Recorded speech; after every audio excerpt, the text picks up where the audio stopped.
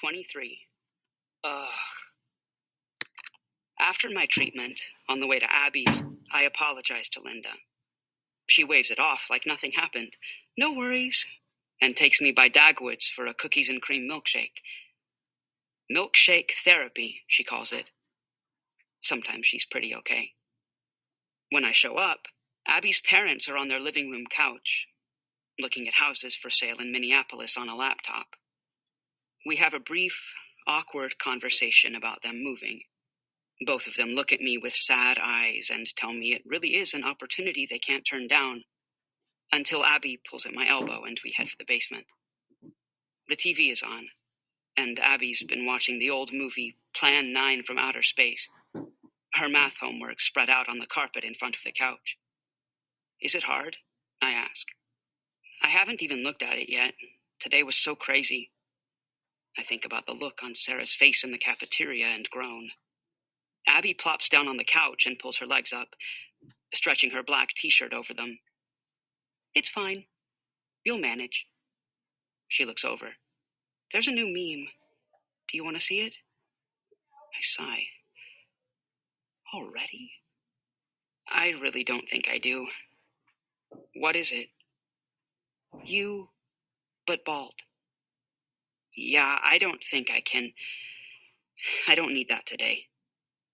I look at her, but her eyes are on the TV. I start to go on, but she shushes me, gives me a look. On the TV, Vampira is walking through thick fog. We've seen this thing a dozen times. It's a cheesy old black and white movie, complete with super fake UFOs hanging from strings. What's with you? Abby pulls her eyes away, looking irritated. What do you mean, what's with me? I'm trying to watch this. Then she's back to the movie. We sit watching for a while in silence. At one point, I go to the basement fridge, but it's pretty much empty. There's tension in the air, like electricity. Finally, the movie ends, and Abby turns off the TV. After a few long moments, she turns and makes a face at me. Sorry, I'm kind of freaking out. She sighs and closes her eyes. Like a freak. I nod for a second, and I know it's stupid and petty before it's even out of my mouth, but I say, oh, is your hair falling out too? The reaction is immediate. Abby's smile vanishes, and the temperature in the room drops. No, Ross. She stares. It isn't. Oh, interesting. I start picking at the sole of my Converse. And did you humiliate yourself in front of the entire school today?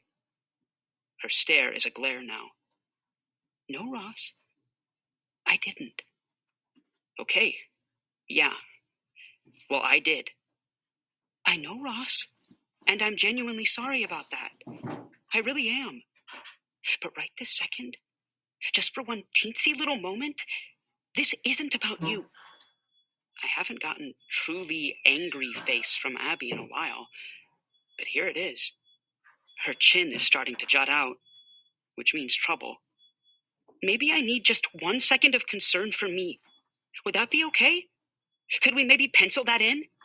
I look away, and she stands up.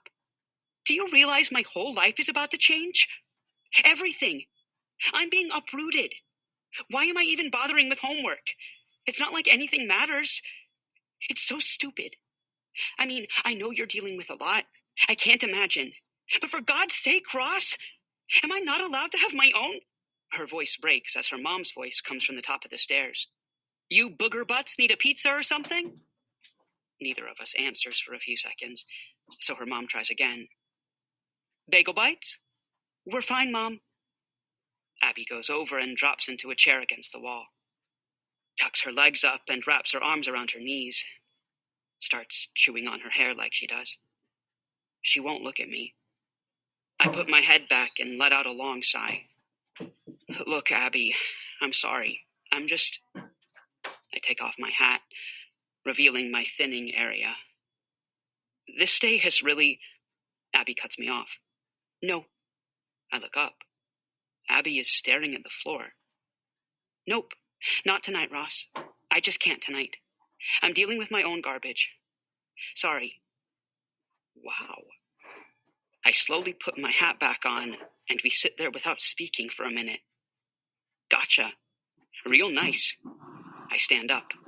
Selfish much? Abby's eyes flash fire at me. Me? You're calling me selfish? I bend over backward for you, Ross. I'm happy to do it, but wow. You think I'm the selfish one? Wake up. This whole cancer thing hasn't been a cakewalk for me either, you know? I mean, Isaac and other kids, there are... Then she just runs out of words. I turn and leave the basement without saying anything else. I feel like I might hurl. Apparently, I can't go to Abby's without storming out of the house these days. When I get home, I go straight to my room and crawl into bed. Part of me knows I was a jerk with Abby, but another part of me is so mad I don't care. Does she really think her problems even compare to mine? I mean, I have a life-threatening disease. I could friggin' die. And the whole Abby is moving problem affects me too. On top of all the hair falling out and people thinking I'm gross and feeling like crap and everything. So sorry you have to go to a new school with a fresh start and your cousin's super popular friends and all. I mean, boo freaking who? My face burns and my dry eye stings and there's hair all over my pillow and I have a throbbing headache and the simple act of rolling over feels like it would require superhuman levels of strength. This pity party is in full swing. Maybe I could switch schools. Surely a dumb story about hairy pizza wouldn't make its way across town. Would it? A little later, my dad knocks and sticks his head in. You okay in here? No. He comes in and closes the door behind him. He has a legal pad and a pen in his hand, but comes in and sits at the end of the bed. Want to talk about it? No. I put my head back and close my eyes. Abby and I got into it. I feel the bed shake a little as he nods his head. Sorry. But you guys will work it out, I'm sure. He sits there long enough that I finally open an eye to make sure he's okay. He's just looking around at my stuff. My Star Wars Lego sets. I close my eyes again. Aren't I, since I have cancer, aren't I supposed to have some big epiphany? He sets his pad and pen down. How do you mean? I mean, on TV, I see people on the Today Show, shows like that, talking about how being sick taught them that every day is, I make quote marks with my fingers, a precious, wonderful gift from above, that I should cherish every day and live every moment like it's my last. I look at him when he doesn't answer right away. Yeah, I've heard those people. You're not feeling that? I sit up against the headboard and cross my arms. No. I'd say I'm much more in the every day is an endless slog of misery camp right now. My dad chuckles and runs a hand over his face. Ah. One more laugh. I think that's probably okay, Ross. I guess that's fairly normal. It's just not going to get you on the Today Show. I sit, staring off for a minute. I mean, I don't get an epiphany? He smiles. Well, not yet, I guess. Maybe it's coming, bubbling up from way down in your toes. I knock my head against the headboard a couple times, lightly. Great. He sits there a while longer, waiting to see if there's more. Eventually, he grabs his pad and thumps it against my leg. Okay, I have a ton of stuff I've got to work through.